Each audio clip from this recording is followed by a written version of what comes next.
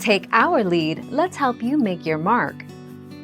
Our goal is your satisfaction. Let us show you the way.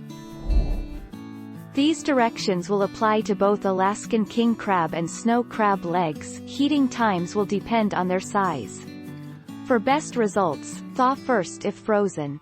Soak them in cold water for about 5 minutes, drain and rinse, repeat soak and rinse process one more time.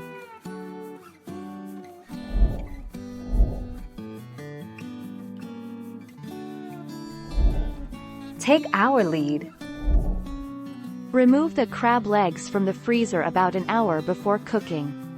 Rinse under cold water to remove the glaze and let stand at room temperature for 30 minutes or so.